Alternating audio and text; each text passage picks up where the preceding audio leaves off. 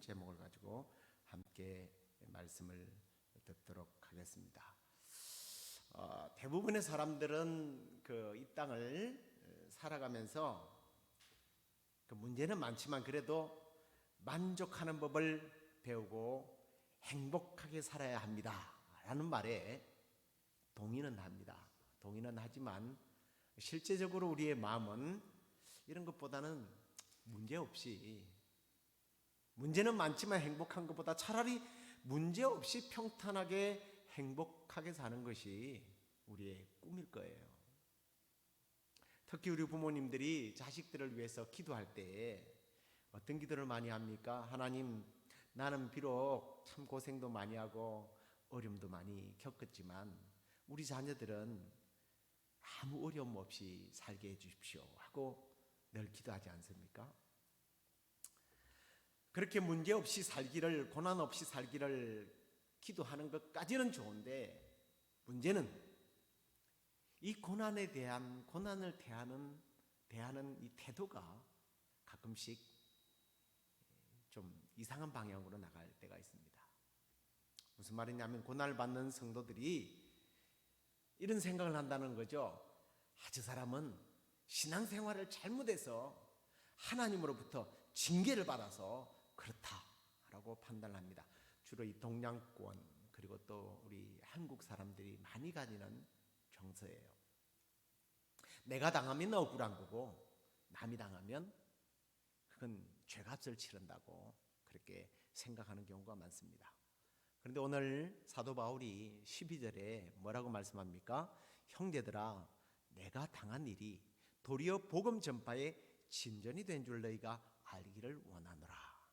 자신이 당한 일이 합력해서 선을 이루게 되었다라는 말을 하게 됩니다. 이 지금 바울이 당한 일이라는 게 뭐예요? 이 당한 일은 좋지 못한 일을 말하는 거예요. 그 좋지 못한 일이 뭐냐 하면, 지난 강의 때 이미 말씀을 드렸습니다만, 이 바울과 빌립보 교회의 관계는 담임 목사님이에요. 성도와 담임 목사의 관계인데, 바울이 성령의 지시를 받아서 유럽으로 건너가서 복음을 전했던 첫 번째 도시가 이 빌립보란 말이에요. 그곳에서 자주장사 루디아를 만나서 복음을 위하여 이 동역자와 함께 개척을 했고, 그리고 이제 목회를 잘 하다가 다른 지역을 돌아보겠다고 하고 떠났는데 한 4년간 소식이 없어요. 그리고 소식을 듣고 보니까 로마에 옥에 갇혀 있다네요. 그 후에 에베소 교회에서 개척하고 이런 얘기는 제가 스토리상 빼겠습니다. 우리 쉽게 그냥 생각하는 걸로 해보자고. 담임 목사님이 실종이 되셨어요. 요즘 같으면 카톡이나 인터넷을 통해서 소식을 알리지만 그때는 그런 거 아닙니까? 소식이 없었는데 4년 후에 로마 옥에 갇혀 있다라는 거예요. 이 어르신이 나이도 많고 이 옥중 생활을 어떻게 감당할까 해서 성도들이 헌금도 하고 바리바리 선물도 싸서 따뜻한 옷을 장만해서 에바브로디도 편으로 보냈습니다. 근데 에바브로디도까지도 병들어서 골골해가지고 죽는다는 얘기가 잠깐 들린단 말이에요. 그리고 에바브로디도가 이제 멀쩡한 몸으로 편지를 들고 온 겁니다. 빌립보 교회에 사도 바울이 편지를 들고. 그래서 그 내용을 이제 1절에서 우리가 11절까지는 쭉 인사말을 하더니 바울이 드디어 자기가 갇힌 일에 대해서, 이 당한 일에 대해서 이야기를 한 겁니다. 그런데 여러분, 지금 이 옥에 갇힌 이유가 뭐냐는 거예요. 경제적인 경영을 잘못해서 법을 어겨서 그렇습니까? 사기를 친 겁니까? 강도짓을 한 겁니까? 무슨 불륜을 저지른 겁니까? 오늘 12절에 보면 자기가 갇히게 되었던 이유는 복음 때문이라는 걸. 다시 말씀을 한 번 더 보십시오. 형제들은 내가 당한 일이 도리어 복음 전파의 진전이 된 줄을 너희가 알기를 원하노라. 자신이 지금 당한 일, 곧 옥에 갇혀있는 이 일은 복음 때문이라는 거예요. 그리고 이 일로 인하여, 이 당한 일로 인하여 복음 전파의 진전이 있었다는 거예요. 옛날 번역에는 보니까 진보라고 되어 있어요. 이 진보 혹은 이 진전이라고 하는 말은 군사 용어입니다. 빌립보 이 첫 시작을 빌립보스를 시작하면서 이 빌립보스에는 종종 군사 용어가 등장한다고 그랬죠. 로마의 장교들이 이 빌립보 지역을 로마화시키기 위하여 그들이 파견된 사람들이라고 말씀드렸습니다. 그래서 그들이 쓰는 이 용어들이 이미 군사화되었던 거예요. 군사적 용어들이 많이 나옵니다. 이 진전은 다른 말로는 우리식으로 말하면 전진이에요. 전진하라 뭐 이겁니다. 이 프로코페라고 하는 말은 전진하라는 군사 용어인데, 이 용어는 이 보병을 아십니까? 직접 나갔을 때 싸우는 보병. 그 다음에 또 보병, 해병, 여러 종류들이 있는데 그 중에 공병이라는 사람들이 있습니다. 이 공병이라는 사람들은 뭐냐 하면 이 보병들이 또는 전차 부대가 전진할 수 있도록 길을 닦는 사람들이에요. 근데 이 전진하라라고 하는 이 말은 보병들이나 아니면 이 마차 부대, 전차 부대를 향하여 가리키는 말이 아니고 공병대에서 사용하는 용어라는 말이에요. 우리 말하고는 다른 말입니다. 지금 헬라어에서 말하는 거예요. 그런데 이 프로코페 이 전투 용어가 이 공병대들이 군대 갔다 오신 분들은 알겠지만 주력 부대가 전진을 하려면 이 사람들이 가가지고 길을 닦아 놓지 않으면 전진할 수가 없단 말이에요. 바울은 자기가 감옥에 갇혀 있는 이 일이 복음을 위해서 길을 닦고 있다라는 겁니다. 복음의 길을 여는 기회가 되었다는 거예요. 자, 바울이 이 말을 채택하는 이유가 있을 겁니다. 당시 로마는요, 세계를 제패할 때 주력 부대가 전차 부대였어요. 여러분 배너라는 영화 보셨죠? 거기 나오는 그 전차 부대예요. 굉장히 유명한 부대입니다. 요즘 같으면 탱크예요. 그 당시에는 이 전차 부대를 막아낼 나라가 없을 정도로 막강했습니다.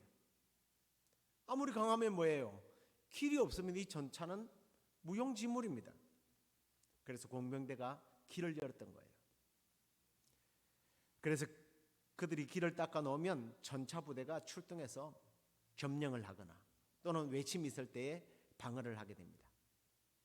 그래서 로마가 세계 역사에 남겨놓은 중요한 업적 중 하나가 도로라고 그럽니다. 오죽하면 모든 길은 로마로부터 통한다라는 말이 생겨났겠습니까? 이게 실제로는 문화뿐만 아니라 실제적으로 이 종과 횡으로 도로가 너무 발달이 잘 되어 있기 때문에 그 말이 빌어다 쓴 거예요. 지금은 세계에서 가장 길이 잘 닦여져 있는 나라가 어느 나라인지 아십니까? 우리가 살고 있는 미국이에요. 동서남북으로 도로가 너무 잘 닦여 있죠. 특히 이게 길을 가다가 우리가 길을 잃어버리면 이게 홀수냐 짝수냐에 따라서 남북 이 동서로 나눠집니다. 아시죠? 홀수는 항상 남북이에요. 그 다음에 짝수는 동서로 이렇게 되어 있습니다. 그래서 내가 동쪽으로 가는지 서쪽으로 가는지 이 도로 번호만 보면 알 수 있도록 되어 있어요. 이 도로는 마치 우리 인체의 혈관과 같은 그런 역할을 합니다. 그래서 도로가 발달된 나라가 경제적으로 발달이 돼요. 저는 제가 신부산 교회에서 이제 교육 전도사로 맡고 있을 때에 우리 부장 집사님이 치과 의사인데요. 그분이 재미난 이야기를 하더라고요. 전도사님, 제가 대학교 다닐 때요 데모 엄청 했습니다. 뭐 때문에 데모했습니까? 그랬더니 그때 경부고속도로 왜 이 나라를 파헤쳐가지고 그렇게 길을 닦느냐고, 그 길 못 닦게 하느라고 데모를 했대요. 지금 생각해 보니까 너무 바보짓을 했더라고요 하면서 막 웃으시면서 자기의 그 과거사를 이렇게 이야기하는 걸 들은 적이 있습니다. 로마가 발달한 게 길 때문이었어요. 바울이요, 자기가 옥에 갇힌 것을 여기에 비유하고 있다는 거예요. 자, 그리고 바울이 자신이 당한 일이 어떻게 복음의 진전이 일어났는지에 대해서 이제 13절에서 구체적으로 밝히는 것을 봅니다. 13절을 보십시오. 이러므로 나의 매임이 그리스도 안에서 모든 시위대 안과 그 밖의 모든 사람에게 나타났다. 자신이 옥에 갇힌 것이 복음을 전하는 통로가 되고 있는데 지금 누구에게? 시위대에게. 시위대 안과 그 밖에 있는 사람들이라고 말합니다. 여러분, 시위대는요, 당시에 이 로마 황제를 호위하는, 요즘으로 말하면 경호실입니다. 이 경호실은요, 당대의 최고의 엘리트 집단들이에요. 이들은요, 문무를 겸한 사람들입니다. 무식하면 적에게 쉽게 회유를 당하기 때문에 경호하는 사람이 칼로 찌르면 독을 타면 어떻게 감당하겠어요? 문무를 겸한 사람일 뿐만 아니라 이 황제와 뗄래야 뗄 수 없는 관계가 있는 사람이에요.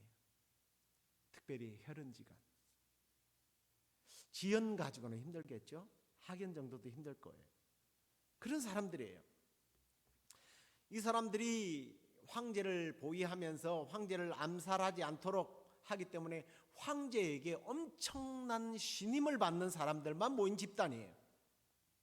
그런데 이 사람들이 나중에 자신들의 힘이 강해지니까 오히려 황제를 자기들이 컨트롤하고 황제를 자기들이 세우는 그런 집단들이 되었습니다. 정치적인 야망, 신념 얼마나 대단하겠어요. 그런데 그곳에 바울이 같이 있다는 거예요. 당시 기록을 보면 이 사조식 교대로 감시를 한다고 해요. 6시간마다 교대를 하는데 하루에 적어도 16명의 사람들을 만날 거 아니에요. 근데 바울이 그 기회를 그냥 넘기겠습니까? 바울은 자기 스스로 복음에, 죄송합니다 이런 표현을 해서 미친놈이라고 그래요. 자기가 복음에 미쳤대요. 미친 사람들이 누가 조용히 하란다고 조용히 하겠습니까? 바로 저희 동네 어릴 때 자랄 때 뒷집에 할머니는 아침부터 저녁까지 떠들어요. 미쳐가지고 남편이 맞아 죽는 모습을 보고, 동네 사람들에게 맞아 죽는 모습을 보고 미쳐버렸어요. 근데 하는 얘기가요, 정말 바른 말만 해요. 가만 들어보면요, 그분에게는 사람들이 나쁜 짓 하는 게 다 보이는 거예요. 그걸 하루 종일 이야기해요. 막 아침부터 고함을 지르면서 이야기해요. 목은 항상 쉬어 있어요. 바울이 복음에 미쳐 있으니까 야 시끄러 무슨 소리 하느냐 이런다고 가만히 있겠어요? 복음을 계속 선포한 거예요. 로마 군대에 길을 열었던 공병대처럼 사도 바울은요, 최고의 실력 집단인 이 시위대들에게 복음을 전하고 있었다는 거예요. 어떤 방법으로 감히 시위대를 뚫고 들어갈 수 있겠어요? 그런데 바울이 중요 인물이 되어서 그들의 본거지에 갇혀서 복음을 전했다. 이건 놀라운 하나님의 섭리의 오묘함이라고 우리가 이야기할 수 있지 않겠습니까? 그리고 마지막 14절을 한번 보십시오. 형제 중 다수가 나의 매임으로 말미암아 주 안에서 신뢰함으로 겁없이 하나님의 말씀을 더욱 담대히 전하게 되었느니라. 바울이 옥에 갇혔어도요, 그 고난 당하면서도 복음을 전하는 일이 다른 사람들에게 도전과 격려가 된 거예요. 이제 옥에 갇히면 아무것도 못할 줄 알았는데 오히려 엘리트 집단들에게 복음을 전하게 되고 그들이 주께로 한 명씩 돌아온다는 얘기를 들으니까 다른 전도자들이 막 도전이 되는 거예요. 그래? 나의 형편에서는 도저히 복음을 전할 수 없는 줄 알았는데 아니 바울도 하는데 우리가 왜 못해? 그러면서 복음을 전하기 시작했다는 거예요. 오늘 그래도 전파되는 이 복음, 바울을 통해서 복음이 전파되는 이 과정을 통해서 우리가 한 두 가지 정도의 중요한 교훈을 얻어야 한다는 겁니다. 고난에 대한 다른 관점이 우리에게 필요하다는 거예요. 내가 잘못해서 받건 잘못하지 않았는데도 내가 고난을 받건, 고난을 받을 때 우리는 두 가지의 중요한 태도로 이 고난을 받아들여야 된다는 거예요. 첫째, 고난을 받을 때에 내가 하나님의 사랑을 여전히 받고 있구나. 내가 하나님의 자녀로서 하나님으로부터 사랑을 받고 있네. 이걸 고난을 통해서 배워야 된다는 거예요. 이 말씀을 한번 보십시오. 잠언 3장 11절 12절입니다. 내 아들아 여호와의 징계를 경히 여기지 말라. 그 꾸지람을 싫어하지 말라. 같이 읽을까요? 대저 여호와께서 그 사랑하시는 자를 징계하시기를 마치 아비가 그 기뻐하는 아들을 징계함 같이 하시느니라. 아멘.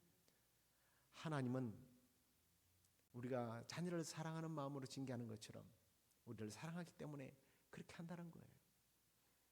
이 말씀이 히브리서 12장에도 또 나오네요.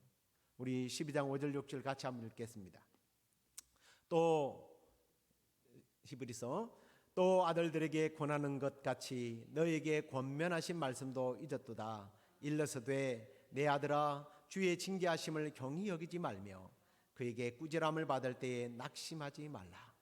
주께서 그 사랑하시는 자를 징계하시고 그가 받아 들으시는 아들마다 채찍질 하심이라 하였으니. 아멘. 아이들이 철이 없어서 잘못할 때가 있습니다. 실수할 때가 있어요. 심지어는 나쁜 짓 할 때가 있습니다. 근데 부모가 그 아이를 사랑한다고 그대로 두면요, 바늘 도둑이 소도둑 됩니다. 이건 잘못된 사랑이에요. 지식이 없는 사랑이에요. 지난주에 사랑에 지식을 더해야 된다고 그랬죠. 제대로 된 부모는요, 반드시 징계합니다. 그런데 우리는 이 징계의 중요성을 잘못 이해를 해요. 앞에도 말씀드렸습니다만 동양인 사고가 이 징계를 다르게 인식한다는 거예요. 징계를 받으면 사랑을 받지 못해서 그런 것으로 생각한다는 겁니다. 그렇지 않아요. 하나님은 사랑하기 때문에 징계한다는 겁니다. 실제로 이 징계라는 말을 헬라어로 찾아보니까 훈계하다, 교육하다라는 뜻이더라고요. 우리가 아이들을 양육하다 보면 말을 해야 할 때가 있고 때로는 매를 들어야 할 때가 있어요. 이걸 잘 분별해서 잘 사용하면 이 아이가 건강한 아이로 자라나는 거예요. 그렇기 때문에 고난이 오면 그 고난을 통해서 뭔가 깨달음을 우리가 얻어야 한다는 거예요. 두 번째 깨달음입니다. 두 번째는 훈련의 과정이구나. 나를 훈련하고 계시구나. 이걸 깨달아야 되는 거예요. 우리 베드로전서 1장 6절 7절 같이 한번 읽겠습니다. 그러므로 너희가 이제 여러 가지 시험으로 말미암아 잠깐 근심하게 되지 않을 수 없으나 오히려 크게 기뻐하는도다. 너희 믿음의 확실함은 불로 연단하여도 없어질 금보다 더 귀하여 예수 그리스도에 나타나실 때에 칭찬과 영광과 존귀를 얻게 할 것이라. 아멘. 우리로 하여금 영광스러운 존재로 영적인 유익을 위해서 우리 하나님은 고난을 주신다는 거예요. 말씀을 자막으로 준비하지는 않았습니다만 수많은 성경 곳곳에 우리가 받는 환난, 고난이 결코 하나님께서 우리를 내쳐버림이 아니라 유익이라는 것을 말씀하고 있습니다. 로마서 5장에도 보면 3절 이하에 보면 환난 중에도 즐거워해야 할 이유가 환난은 인내를 연다는 소망을 이루기 위해서 우리에게 환난을 준다고 말해요. 야고보서 1장 3절과 4절에도 너희의 믿음의 시련이 인내를 만들어내는 줄을 알고 있지 않느냐. 인내를 온전히 이루게 되면 온전하여 구비하여 조금도 부족함이 없이 완성체를 이룰 수 있다라고 말씀하고 있어요. 여러분 아브라함을 잘 아시죠? 하나님께서 믿음의 조상으로 쓰시기 위해서 그를 시험하는 것처럼 하나님께서는 오늘도 그 택하신 자를 테스트하시는 거예요. 시련을 주시는 거예요. 버리고 형벌을 주시기 위함이 아니라 더 건강하고 강한 하나님의 영광스러운 자녀로 만드시기 위하여 자라나도록 하시기 위해서 하나님께서는 훈련한다는 거예요. 바울이 복음의 전파를 위하여 이 감옥에 갇힌 것처럼 아무런 잘못이 없이도 고난을 주어서 성장하고 성숙해지도록 더 유익해지도록 심지어 우리가 잘못해서 징계를 한다 할지라도 그 일을 통해서 우리를 바로 세우시고 성화를 이루어 주시는 하나님. 징계는 우리에게, 고난은 우리에게 유익이라는 겁니다. 우리가 이렇게 고난에 대한 바른 시간을 어떤 그 관점을 가지지 못하면요, 우리가 인생을 원망과 불평하면서 허비하게 되는 거예요. 우리가 잘 아는 요셉, 아버지의 사랑을 받는다고 형제들에게 항상 왕따를 당했습니다. 그러다가 어느 날 형들을 방문했다가 도단의 웅덩이에 온 몸이 상처 입은 상태로 그곳에 던져졌습니다. 자기의 동생을 죽이는 게 미안했던지 노예 상인들에게 팔았어요. 그리고 애굽으로 가게 됩니다. 조금 괜찮아졌는가 했더니 유혹을 받아서 감옥에 다시 가게 됩니다. 그런데 그 일로 인하여 그는 총리가 되죠. 그리고 감옥에 와서 그의 형제들을 만나게 되는데 그 형제들이 요셉이라는 것을 알게 되고 불안해할 때에 그가 형제들에게 던진 위로의 메시지가 있습니다. 한번 보실까요? 창세기 50장 20절. 당신들은 나를 해하려 하였지만 하나님은 그것을 선으로 바꾸셨습니다. 오늘과 같이 많은 백성의 생명을 구원하게 하시려고 나를 사용한 것뿐입니다. 여러분 기억하십시오. 사탄은 우리를 해치기 위해서 세상의 어떤 정치, 사회, 문화, 예술과 그리고 또 권력과 경제와 제도와 법과 어떤 관계망을 통해서 늘 우리를 쓰러뜨리려 하지만 하나님은요, 오히려 그것들을 통해서 악을 선으로 바꾸어서 승리하게 하십니다. 이 고난이, 그 고난들이 오히려 하나님의 살아계심을 드러내고 복음을 증가하는 도구가 된다는 거예요. 이게 바로 하나님의 주권을 믿는 신앙입니다. 이러한 세계관을 가진 사람들은요, 잠시 실수도 있고 실패도 있지만 완전히 넘어지거나 실패하지 않아요. 잠시 어려움과 고통은 있겠지만 그것 때문에 인생이 망가지거나 포기하지 않는다는 겁니다. 지금 우리가 사는 세상, 이 바이러스 세상, 하나님의 징계일까요? 아니면 사탄의 장난일까요? 바이러스로 인하여 모두가 옥에 갇힌 것과 같은 어떤 삶을 살고 있지 않습니까? 사람들은 이 일로 인하여 자의반 타의반 갇혀 있어요. 일터의 문이 닫히거나 제한적인 그런 일을 하면서 경제적으로 또 정서적으로 너무나 힘든 시간들을 겪고 있을 겁니다. 뿐만 아니라 이제는 신앙생활마저도 갇혀 있어요. 교회마다 모임을 시작을 했지만 아직도 시작하지 못한 교회들이 너무 많고요. 모임을 가져도 이제는 30에서 50% 정도밖에 예배에 나오지 못합니다. 신앙심이 없어서 교회를 쉬는 사람도 없지 않았겠지만 신앙이 좋지만 사람들을 많이 만나다 보니 경제 활동을 안 할 수는 없잖아요. 그러다 보니까 교회에 와서 혹시나 피해를 다른 사람에게 주지는 않을까. 심지어는 기침만 몇 번 나와도 괜히 불안해서 교회를 못 나와요. 제가 토요일 날 녹화를 하는데 그날 혼자서 노래를 너무 연습도 많이 하고 이래갖고 강하게 부르다 보니까 설교하다가 계속 기침이 나오는 거예요. 혹시 이 토요 설교를 듣고 주일날 성도들이 배 목사 기침하더라 싶어서 교회를 안 나오면 어떡할까? 별 걱정이 다 돼요. 아무튼요, 이 시간이 오래 지나면요, 신앙이 좋은 사람들도 침체가 와요. 여러분, 그러나 오늘 사도 바울이 고난을 대하는 태도를 다시 한 번 더 여러분의 마음속에 깊이 새기시기를 바랍니다. 우리의 삶을 향한 하나님의 주권, 하나님의 개입하심, 하나님의 그 훈련, 하나님의 그 사랑, 이걸 기억하십시오. 마치 로마 공병대들이 전차 부대가 세계를 정복하는 일을 할 수 있도록 길을 열어갔던 것처럼 우리를 통해서 하나님은 새 일을 시작하실 것이고 복음을 위한 길을 열 것이고 또 다른 하나님의 놀라운 일들을 준비해 놓으실 겁니다. 그러므로 오늘 우리가 당면한 이 척박한 환경 속에서도 복음의 능력을 믿고 우리 하나님의 능력을 믿고 독수리가 날개쳐 올라감 같이 믿음의 날개를 활짝 펴고 하나님의 살아계심을 세상에 증거하는 그 일을 위하여 나르는 전진하는 그런 복된 삶이 되기를 우리 주 예수 그리스도의 이름으로 간절히 축원합니다.